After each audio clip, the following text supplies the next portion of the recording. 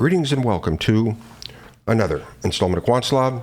And I know it seems too good to be true, and yet here we are. This is 42 in our basic application series. Now, before we get going, I have been reminded to remind you, our esteemed viewers, on behalf of QuantSlob, the Slob Nation, and Slob Global Corporation, while there are, in fact, many educational statistics videos out there, only QuantSlob offers our industry trailblazing quality excellence guarantee. We guarantee that at least one viewer will learn at least one thing from at least one video we produce. Wow! And we're not playing games here on QuantSlob. Okay, where were we? Okay, this time around we're going to continue on from part 2 of our epic Simple Linear Regression series with part 3. Keep in mind here that we are performing descriptive statistics. That is, we're viewing our data as our population. So let us start anew with another super simple little make-believe data set. Similar to the example we looked at in part 2, the previous installment, again, our population contains 4 observations. Here's a scatter plot. Now, to calculate our regression line function, our first order of business is to calculate the mean of x, our predictor, and the mean of y, our response. And, well, like in the example we looked at in part 2, the two means are both 0. But anyway, that's a good start. Now, one way to calculate our population parameter regression line slope is to divide the covariance between x and y with the variance of x. Now, looking here, note that if we divide the xy covariance by the variance of x, the respective division by n, our population size, cancels out of the fraction here, okay? Now, like we did in the previous video, we're going to call the centered x's delta x, and the centered y's we're going to call delta y. Now, okay, since our means are both 0, the delta values are simply the original attribute values. And so we turn the crank and we find our slope is 6/10. Now, this, of course, simplifies to 3/5, but we'll just leave it as 6/10 for now. Okay, so our regression line y-intercept can be calculated by subtracting the product of our slope and the mean of x quantity from the mean of y. And what do we get? 0 here. So here, our regression line equation is therefore x times 6 divided by 10 plus 0.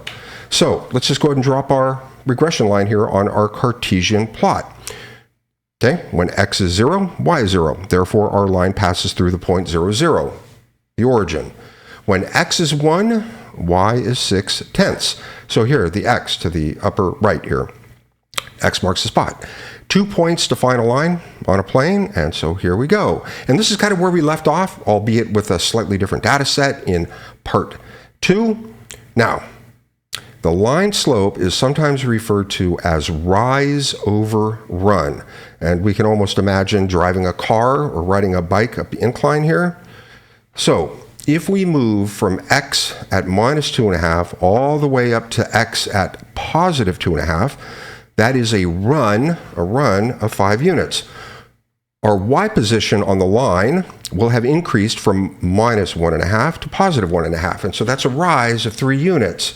Rise over run, 3 over 5, our slope.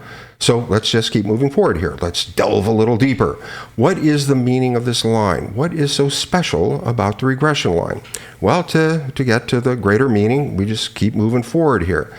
Notice that any actual value of y in our data set can be determined from the y-hat line value plus or minus the vertical distance of the point from the line, or how much, plus or minus, the line has missed the vertical position of the y value in our data set, the actual y value. This departure, or residual, can be calculated by subtracting the line value, y hat, from the actual value.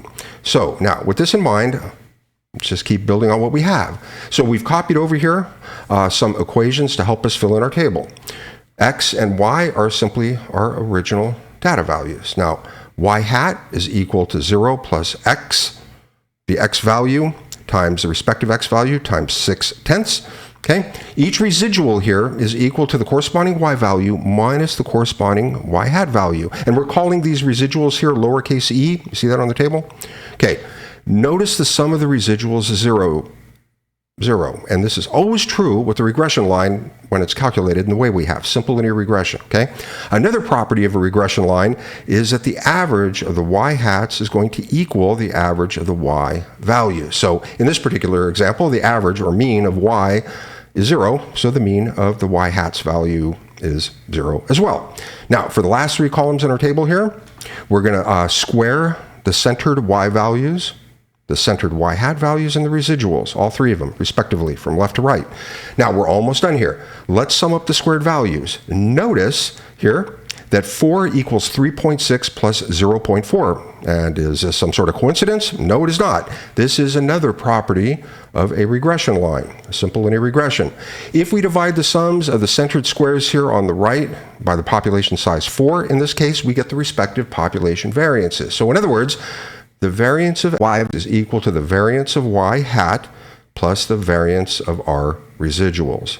Another property of a regression line, and perhaps maybe the most important, is that the regression line is a unique line that minimizes the sum of the squared residuals. And it is for this reason that the regression line is also known as the least squares solution. Least squares solution. Okay, so let's do a quick summary. If y hat is defined by a regression line, then the sum of the residuals is going to be 0, and the variance of y is going to equal the sum of the variance of y hat and the variance of the residuals, and the sum of the square residuals will be at a minimum. And by the way, the implication works the other way, and in fact, minimizing the sum of our squared residuals alone is sufficient to uniquely define our regression line.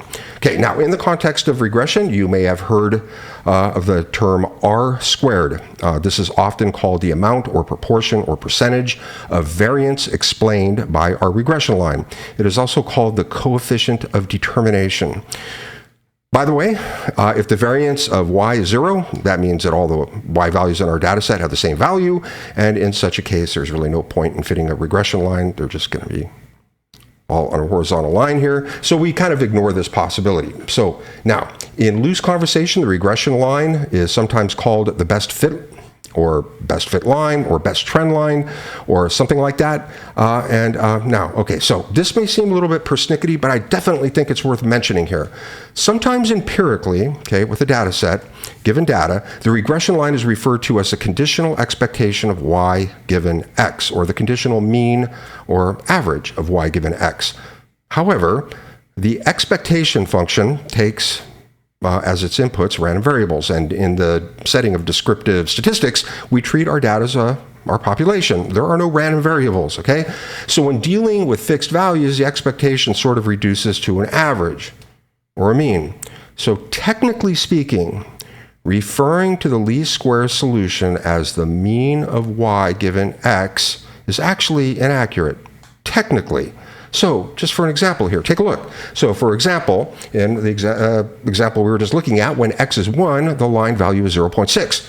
However, the average of the y's in our population where x is 1 is, well, the average of just one number, that one number, 1, okay? 0.6 does not equal 1.